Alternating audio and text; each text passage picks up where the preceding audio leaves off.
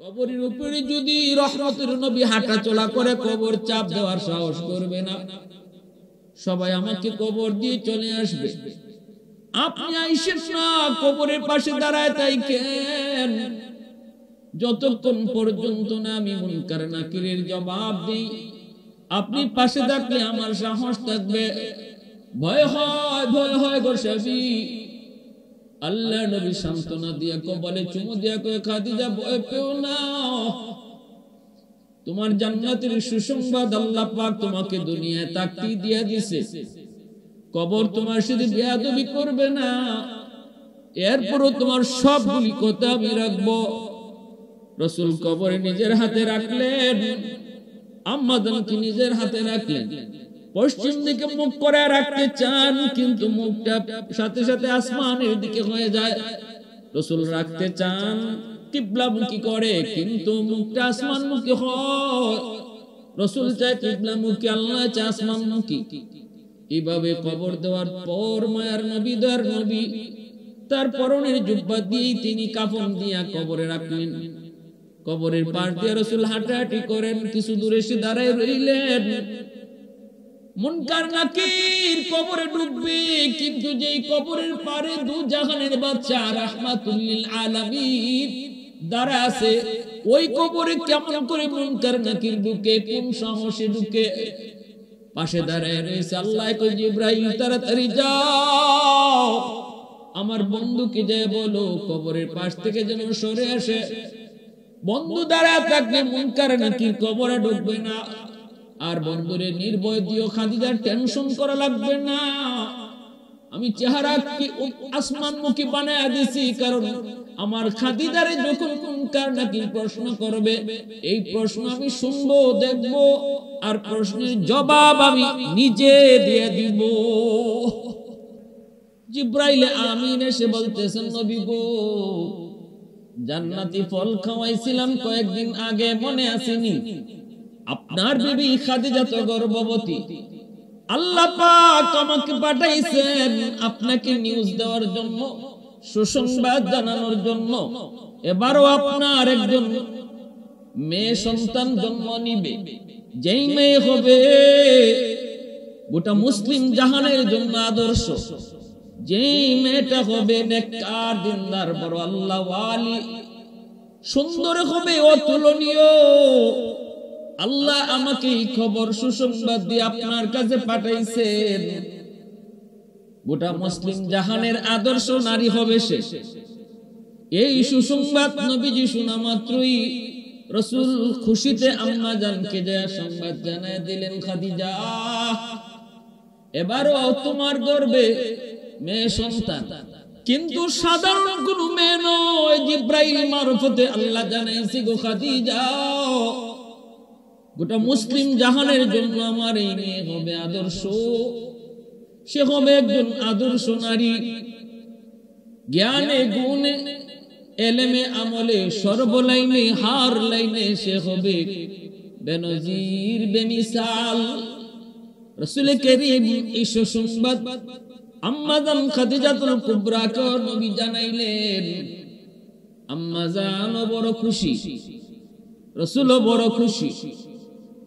কিছুদিন পর আম্মা জানের গর্ভে তো খাতুনে জান্নাত ফাতেমা, কিন্তু সন্তান পেটে আসলে পরে মার যেমন কষ্ট হয়, আম্মা জানের বিন্দু পরিমাণ কষ্ট হয় নাই, বিন্দু পরিমাণ তিনি কষ্ট অনুভব করেন নাই। যেদিন ভূমিষ্ঠ হবেন সকালবেলা ব্যথা শুরু হলো। নবুয়তের ৫ম হিজরি শুক্রবার দিন ফজরের নামাজের পর আম্মা জানের ব্যথা শুরু হলো, প্রসব ব্যথা। কেউ নাই ঘরে, আম্মা জান শুধু একা, আম্মা জান শুধু একা। একজন বাদীকে পাঠাইলেন আত্মীয় স্বজনের ভিতর থেকে কিছু মহিলাকে আনার জন্য, সাহায্যের জন্য। কাউকে পাও কিনা একটু দেখো। বাদী ঘুরে ঘুরে তার আত্মীয়দের বাড়িতে গেলেন, জানাইলেন খাদিজা হালত এমন, কিন্তু কেউ রাজি হয় না। প্রত্যেকটা মহিলাই এক কথাই কয়, খাদিজা আমাদের বংশে কলঙ্ক লাগাইছে। আমরা আছি আমাদের বাপদাদার ধর্মে, কিন্তু খাদিজা মুহাম্মদের ধর্ম গ্রহণ করেছে। এই বিপদে আমরা তার সাহায্য করব না। কত নিষ্ঠুর! অথচ আম্মা জানের দান সৎকার সহযোগিতা। মক্কার জমিনে এমন কোন মানুষ নাই রে যুবক, যে পায় নাই, যে পায় নাই, যে নেয় নাই। আম্মা জান ছিলেন মক্কার সবচেয়ে ধনী নারী। দানের হাত ছিল অনেক বড়। বিপদে পড়ে কেউ আসলে এমন কোন মানুষ নাই যে খালি হাতে ফেরত যেত। তাকে যখন যা দেওয়ার তাই তিনি দান করতেন। যার কারণে মক্কার বেঈমানগুলি যদিও আমার নবীর সাথে দুশমনি করত, আম্মা জান খাদিজাতুল কুবরাকে যদি পাশে দেখত, কেউ নবীর গায়ে হাত তোলার সাহস করত না। এমনকি রাসূলকে কটাক্ষ করার সাহস করত না যদি আম্মা জান কাছে থাকতেন। আবু জাহেলের মতো লোক আম্মা জানকে দেখলে অন্য রাস্তায় চলে যেত। আবু জাহেলের মতো লোক আম্মা জানের সামনে চোখ তুলে তাকায় কথা কওয়ার সাহস ছিল না। একদিন রাস্তায় আবু জাহেলকে পেয়ে গেছেন। আম্মা জান তিনি জিজ্ঞেস করেন, এ আবু জাহেল, তুই আমার স্বামী মুহাম্মদকে কেন কটাক্ষ করো? কেন মন্দ বলো? কেন মন্দ বলো? তোমরা কি আমার স্বামীকে আল আমিন বলো নাই? তোমরা কি তার সত্যবাদী কও নাই? তাহলে আজ কেন তারে মন্দ বলো? আবু জাহেল জবাব দেয় না, চোখ তুলে কথা কয় না। কারণ নুন খাইছে যার, গুণ তো গাইতে হবে তার। আবু জাহেল কয়, সময় হলে বলবো। আম্মা জান কয়, ঠিক আছে, সময় হলেই শুনবো। সাথে সাথে মক্কার লিডার গুলাকে তার বাড়িতে দাওয়াত করলেন। আবু জাহেল সহ লিডাররা তার বাড়িতে হাজির। আবু লাহাবও ছিল। আম্মা জান ওদেরকে মন তুষ্ট করে দাওয়াত খাওয়াইলেন, যা চাইছে তাই খাওয়াইলেন। খাওয়ানোর পর ওরা আম্মা জানের প্রশংসা করতেছে। এই অবস্থায় আম্মা জান বলেন, আজ তোমাদের কাছ থেকে একটা কথা নিব। প্রথম নম্বর কথা হলো, আমার স্বামী মুহাম্মদ বলো কোন দিক দিয়া তার কম, সে কোন দিক দিয়া ছোট, একটু আমাকে তোমরা বলো। কয়, মুহাম্মদের অর্থ নাই, সম্পদ নাই, গরিব।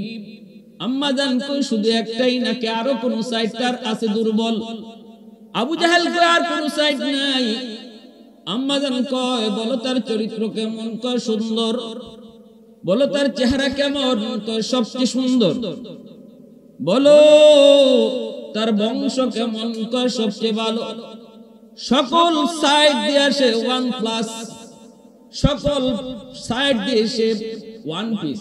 সেখানে তার কোনো তুলনা নাই। একটা দিকই দুর্বল, সম্পদ নাই, সহায় নাই, একটাই তো দুর্বল বলে। হ্যাঁ, আম্মা জান এবার সমস্ত লিডারদের সামনে বলেন, তাহলে তোমরা শোনো, আমি খাদিজার যত সম্পদ ছিল সবগুলি সম্পদ এই মুহূর্তে আমি আমার স্বামী মুহাম্মদকে দান করে দিলাম। এবার আমার কিছু নাই, সব সম্পদের মালিক, সব সম্পদের মালিক আমার স্বামী মুহাম্মদ। এবার তোমরা একটু কও, মুহাম্মদকে মানো না কোন কারণে? গরিব বলো, এখন সে গরিব নাকি মক্কার সবচেয়ে ধনী? আবু জাহেল আবু লাহাবের মুখ বন্ধ হয়ে গেল, কথা বলার সাহস তারা হারিয়ে ফেলল। আবু জাহেল কয়, খাদিজা তোমার সাথে আমরা কথা বলে পারবো না, তোমার সাথে কথা বলে পারবো না, এই বলে তারা উঠে চলে গেল। এজন্য আম্মা জান খাদিজাতুল কুবরা রাদিয়াল্লাহু তাআলা চরম বিপদের সময় প্রসব বেদনা, একজন মহিলা জানে প্রসব বেদনা, প্রসব ব্যথা, তার ব্যথা কেমন। প্রসবের সময় যে ব্যথা, এই ব্যথা শুধু একজন মা বুঝে, দুনিয়ার আর কেউ বুঝে না রে যুবক, আর কেউ বুঝে না। প্রসব বেদনার সময় কত মা দুনিয়া থেকে চলে গেল, প্রসব ব্যথার সময় কত মা অজ্ঞান হয়ে যায়। ভালো করে মনে রাখো, এর চেয়ে বড় কষ্ট আর কিছু নাই। ভাইরা বন্ধুরা, ওই মারে তুমি বড় হয়ে কষ্ট দাও, একটু বুঝি তোমার মায়া হয় না, একটু বুঝি দরদ হয় না, একটু বুঝি তুমি ভাবো না 1 কেজি 2 কেজি ওজনের একটা পাথর পেটে বাইদা তুমি একদিন হাইটা দেখো কেমন লাগে। সেখানে একজন মা 10 মাস 10 দিন তোমারে পেটে লইয়া এত বড় একটা বোঝা নিয়া ঘরের সব কাজগুলা করত। কতটা কষ্ট বেদনা যখন শুরু হয় তখন জানে একজন মা সে কি পরিমাণ কষ্ট অনুভব করে। বিপদের সময় আম্মা জানের কাছে কেউ নাই, আত্মীয় স্বজন কোনো মহিলা আসতে রাজি হয় না। একটাই তাদের কথা, খাদিজা কেন ইসলাম ধর্ম গ্রহণ করলো, কেন আমাদের বাপ দাদার ধর্ম ছেড়ে দিল, এই কথাগুলা বাদিয়ে সে আম্মা জানকে শোনাইলো।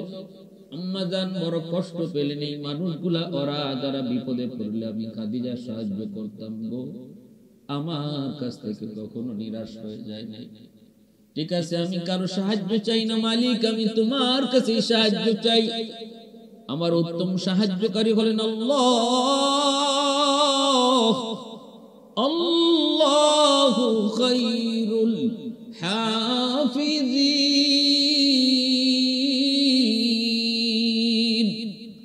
আল্লাহ হলেন আমার উত্তম হেফাজতকারী। আল্লাহ আমাকে হেফাজত করবেন। আম্মা জান বড় চিন্তায় আল্লাহ পাকের মুখাপেক্ষী হয়ে তিনি আল্লাহর কাছে চাইতেছেন। হঠাৎ করে তিনি ঘরে দেখতে পেলেন পুরো ঘরটা আলোকিত হয়ে গেছে।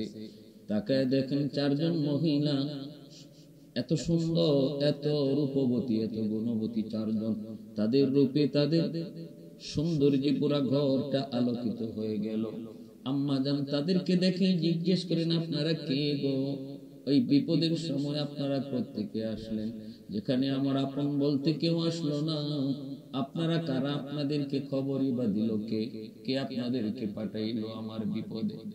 একজন পরিচয় দিয়ে বলতেছে, খাদিজা ডরায় না, ভয় পেও না, অস্থির হয় না, বিপদে যারে ডাকছো তিনি আমাদেরকে পাঠাইছে। আহাদুল লাইসা কামিসলিক সামাদুল লাইসা কাফাদলি লিমানিল মুলকু তুদুই তুসাজাওয়ার খুদাই তু খুদাওয়ান্দ ইয়ামিনি তু খুদাওয়ান্দ ইয়াসারি তু খুদাওয়ান্দ জামিনি তু খুদাওয়ান্দ সামাই তু রহিমি তু করিমি তু সামিঈ তু বসীরি তু মুইজ্জি তু মুযিল্লি তু মালিকিল আরশি বজাই বরি আজ চো চেরাই বরি আজ সূরত রঙ্গি বরি আজ ইজ্জ নিয়াজি বরি আজ বীম উমিদি বরি আজ খুরদন ও খুফতন বরি আজ তুহমত মরদন বরি আজ বীম উমিদি বরি আজ রঞ্জ বালাই। একজন পরিচয় দিয়ে বলতেছে, খাদিজা আমারে চিনো? আমি হলাম মা হাওয়া আলাইহিস সালাম, আদম আলাইহিস সালাম, আদি পিতা আদমের বিবি, আদি মা আমি হলাম হাওয়া আলাইহিস সালাম। আরেকজন বলতেছে, খাদিজা আমি হলাম মারইয়াম আলাইহিস সালাম, ঈসা পয়গম্বরের মা। আরেকজন কয়, খাদিজা আমি হলাম ফেরাউনের বিবি আসিয়া। আরেকজনে কই আমি হলাম মুসা নবীর বোন কুলসুম। এই 4 জন আম্মা জান খাদিজাতুল কুবরা রাদিয়াল্লাহু তাআলা আনহার বিপদের সময় হাজির, সহযোগিতা করলেন। ফুটফুটে মেয়ে সন্তান দুনিয়াতে আগমন করলেন, যার চেহারার নূরে তাদের নূরটা পর্যন্ত ম্লান হয়ে গেল, পুরো ঘর আলোকিত হয়ে গেল।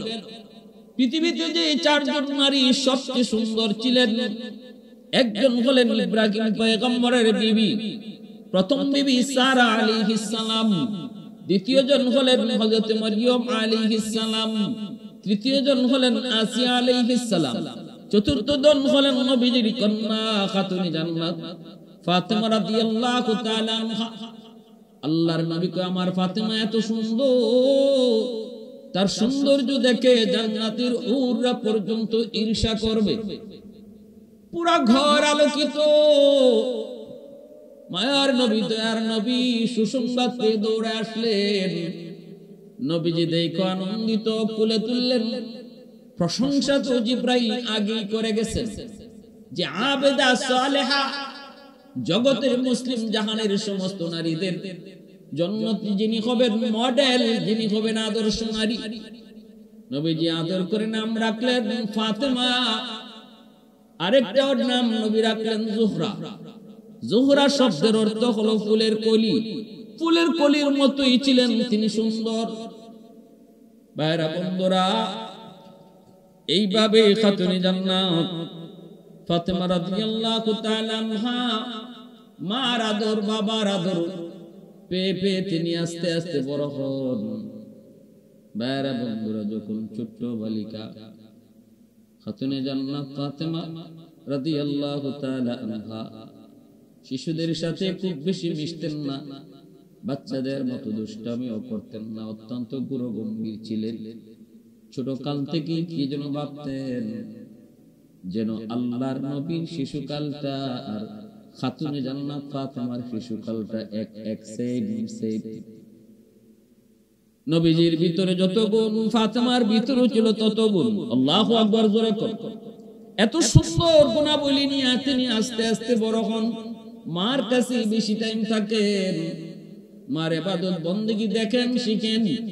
মা যদি দিনদার হয়, মা যদি নামাজি হয়, সন্তান নামাজি হয়।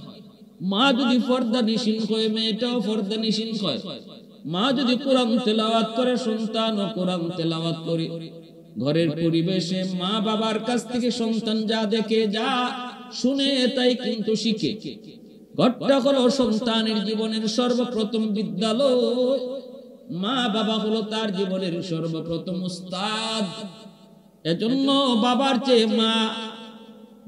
চেয়ে মার গুরুত্বটা আরো বেশি, কারণ মার আমলটা সন্তানের উপরে বেশি আসর করে। পেটে ছিল মার, এখানেও মার আমলের আসর পেটের সন্তানের উপরে যায় পড়ে। দুধ খাওয়ানোর সময় মার দুধ খায়, ওই সময় মার আমলের আসর সন্তানের উপরে পড়ে। তারপরে ঘরের ভিতরে যতদিন থাকে বাচ্চা, বাবার চেয়ে মাকে বেশি দেখে। মা যদি নামাজ পড়ে, এটা দেখে দেখে সন্তানও নামাজ শিখে। মা যদি পর্দা করে, মাথায় কাপড় দেয়, ছোট বাচ্চাটাও মাথায় কাপড় দেওয়া শিখে। দেখবেন মা নামাজে দাঁড়াইলে শিশুটাও মার সাথে নামাজে দাঁড়ায়। আম্মা জান খাদিজাতুল কুবরা রাদিয়াল্লাহু তাআলা আনহা, আমার নবী কলিজার টুকরা বিবি, আমার নবী মায়ের নবীর প্রিয়তমা স্ত্রী, যার জীবদ্দশায় রাসূল আর কোনো বিয়ে করেন নাই। নবীজির সন্তান 4 জন মেয়ে সন্তান আর 3 জন ছেলে সন্তান। 7 জনই হইছেন আম্মা জান খাদিজাতুল কুবরা রাদিয়াল্লাহু তাআলা আনহার গর্ভ থেকে। শুধুমাত্র একজন ছেলে ইব্রাহিম, তিনি হয়েছিলেন আম্মা জান মারিয়া কিপ্তিয়ার গর্ভ থেকে। এজন্যই আম্মা জান বড় ভাগ্যবতী নারী। রাসূলের সকল সন্তানরাই আম্মা জান খাদিজাতুল কুবরার গর্ভ থেকে। খাতুনে জান্নাত মার কাছেই বেশি টাইম থাকে, মার আমলটাই দেখেন, মার আমলটাই নিজে শিখেন। এইভাবে আস্তে আস্তে বড় হইতেছেন, শিখতেছেন, আমলের প্রতি আগ্রহ। মা যে আল্লাহর বন্দেগী করিব, আল্লাহকে কি দেখা যায় না? আম্মা জান খাদিজাতুল কুবরা কয়, মা দুনিয়ার চর্ম চোখে আল্লাহকে দেখা যায় না গো মা। আল্লাহ দুনিয়ার মানুষের চোখেই পাওয়ার দেয় নাই, কিন্তু যদি তুমি নেক আমল করো, আল্লাহরে খুশি করতে পারো, জান্নাতে আল্লাহ তোমার চোখে এমন পাওয়ার দিবে যে পাওয়ার দিয়া মালিককে তুমি দেখেও ঠিক থাকতে পারবে। আল্লাহ পাক জান্নাতে তোমার দিদার নসিব করাবে।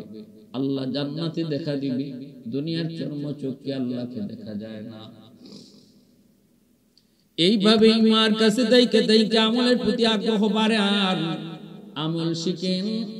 ভাইরা বন্ধুরা, কিন্তু বেশি দিন হয় নাই খাতুনে জান্নাতের 11 বছরের টাইমে আম্মা জান খাদিজাতুল কুবরা রাদিয়াল্লাহু তাআলা আনহার ইন্তেকাল। অসুস্থ হয়ে পড়লেন, চরম থেকে চরম অসুস্থ হয়ে পড়লেন। ওই অবস্থায় নবীজির জন্য আম্মা জান কান্দে। রাসূল যায় কয়, খাদিজা তুমি কেন কাঁদো? আম্মা জান কয়, নবী গো, আমি আমার জন্য কান্দি না গো নবী, আমি কান্দি স্বামী গো আমার ইন্তেকালের পর আপনার সেবা কে করবে, আপনার কে দেখশন করবে। বেদিন বেঈমান গুলা কত কটু কথা, কত নির্যাতন আপনারে করে। আমার কাছে আসলে আমি সান্ত্বনা দিয়ে আপনাকে সব কষ্ট ভুলায় দেই, কিন্তু আমার বড় আশঙ্কা, আমার বড় ভয়, আমার বড় টেনশন, আমার চিন্তা, আমার দুনিয়া থেকে বিদায়ের পর আপনার সেবা কে করব, আপনারে কে সান্ত্বনা দিব, এজন্য আমি বেশি কাঁদতেছি। সাথে সাথে খাতুনে জান্নাত ফাতেমা রাদিয়াল্লাহু তাআলা আনহা মার কাছে বসা, মার কাছে বইসা মার কপালে চুমু দিয়া কয়, মা আব্বুর জন্য তুমি কাঁদো না। মা গো আমি কথা দিলাম, মা আমি তোমাকে কথা দিলাম, তোমার বিদায়ের পর তোমার দায়িত্বটা আমি ফাতেমা আদায় করব।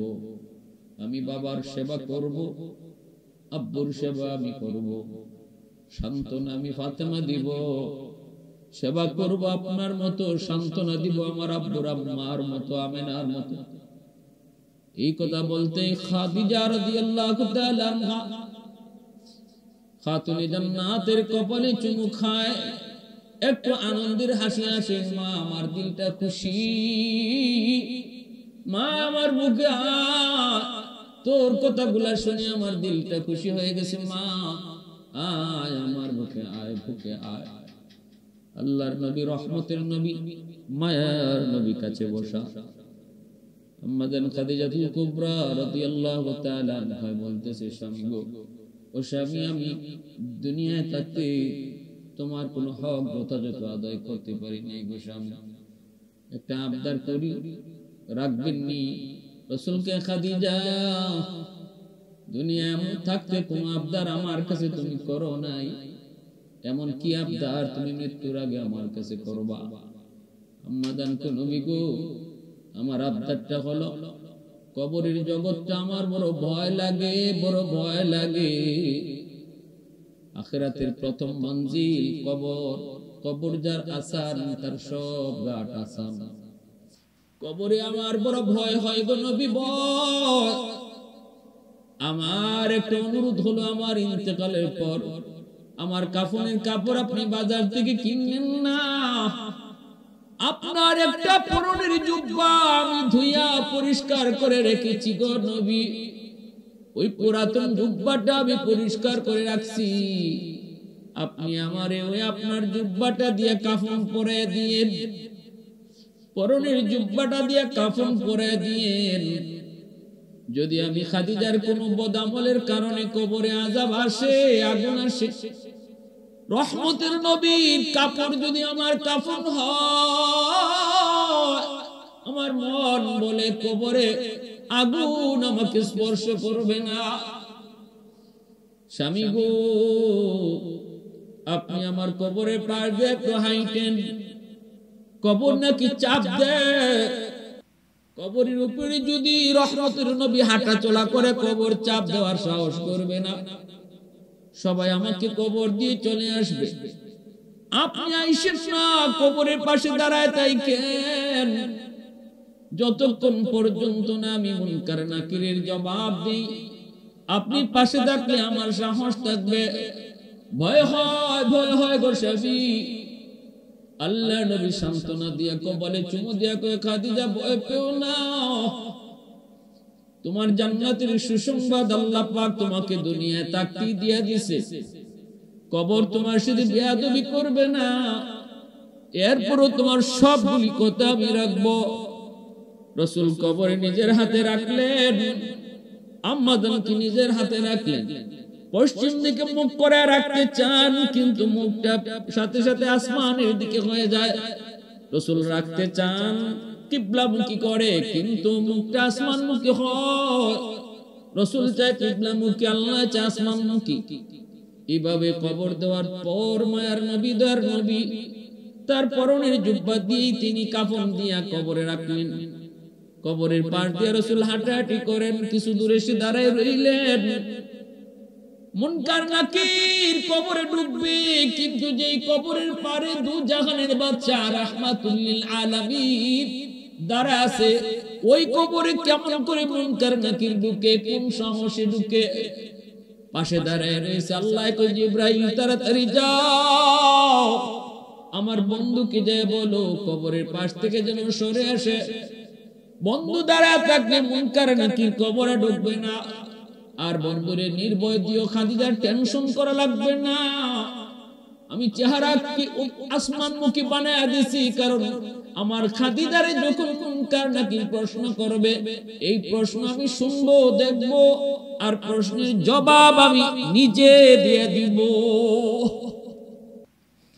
আলহামদুলিল্লাহ কদ্দারা খাইরাম ওয়া খাবালা والشكر لمن صور حسنا وجمالا فرد صمد عن صفة الخلق بريء رب أزلي خلق الخلق كمالا لا ضد ولا ند ولا حد لمولا لا ضد ولا ند ولا حد لمولا الآن كما كان ولم يلق زوالا الآن كما كان ولم يلق زوالا यार अगर यार न बरसत यार हरगिज यार ने बोल अगर खुशबू ना बरसत काबिले गुलजार ने ए दिल तो दिल नहीं है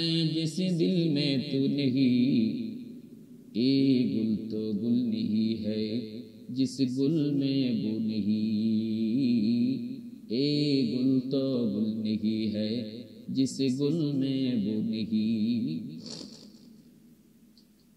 আম্মাজান খাদিজাতুল কুবরা রাদিয়াল্লাহু তাআলা আনহার ইন্তেকালের পর মায়ার নবী দয়ার নবীর চাচা একই বছর ইন্তেকাল করেন। নবীজির উপরে ওই বছরটাই হলো আমুল হুজুর, কঠিন থেকে কঠিন পেরেশানির বছর।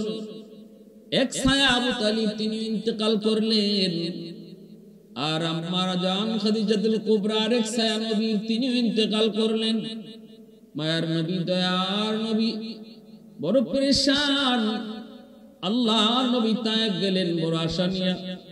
তায়েফের মানুষগুলা তারা আমার আত্মীয়, হয়তো তারা আমাকে মায়া করবে, কিন্তু তায়েফবাসী আমার নবীর সাথে কি নিষ্ঠুর আচরণ করেছে, ইসলামের ইতিহাসে কলঙ্ক করোদ্ধার।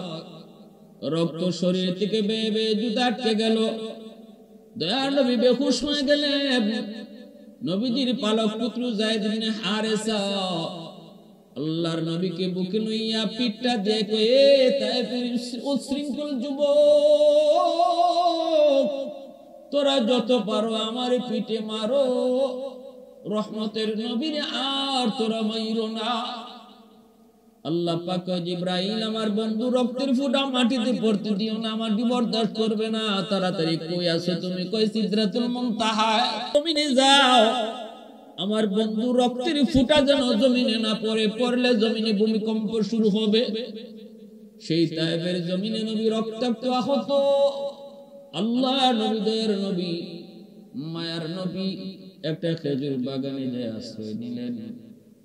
উকবা ইবনে আবি মুয়তির খেজুর বাগান, ওই খেজুর বাগানের মালিক উকবা সে তার গোলামরে পাঠাইছে, যাও মুহাম্মদ রেজাকে খেজুর খাওয়াও। আল্লাহর নবী খেজুর খাইতে গিয়ে বিসমিল্লাহির রহমানির রহিম করছেন। গোলাম সে ছিল ইহুদি, সে বলতেছে, মুহাম্মদ আপনি এই নাম কই থেকে শিখলেন? রাসূল কয়, কেন? কয়, আমি এই নামটা কোত্থেকে শুনলেন? এই নামটা কোত্থেকে শুনলেন? আল্লাহর নবী কয়, কেন? কয়, না একটু বলেন। রাসূল কয়, আগে তুমি কও, তুমি কে? কোথায় তোমার বাড়ি? কয়, নুনিয়া। হযরত জান্নুন আলাইহিস সালাম, ইউনূস আলাইহিস সালাম কে বলা হয়? ইউনূস আলাইহিস সালামের এলাকার মানুষ হলো গোলাম। এই গোলাম তখন কয় আমি জান্নুন, ওই নুনিয়া এলাকার মানুষ। আল্লাহ নবী কয় ওই এলাকায় একজন নবী ছিলেন ইউনুস আলাইহিস সালাম, তিনি আমার নবুয়তি ভাই। গোলাম অবাক হয়ে গেল, অবাক, কয় ইউনুস আলাইহিস সালামের নাম তো কোনো নবী ছাড়া জানার কথা না। সাথে সাথে গোলামের ইয়াকিন হয়ে গেছে তিনি আল্লাহর নবী, সাথে সাথে তার ইয়াকিন হয়ে গেছে সে আল্লাহর নবী, আমার নবী রহমতের নবীর উপরে।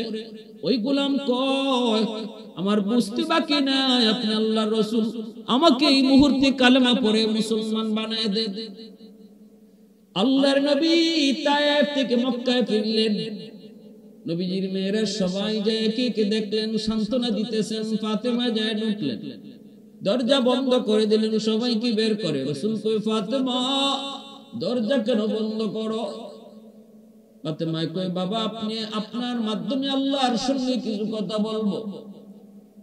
প্রথম কথাটাই ফাতেমা কান্দে আর কয় মালিক, ও মালিক তোমার কাছে জানতে চাই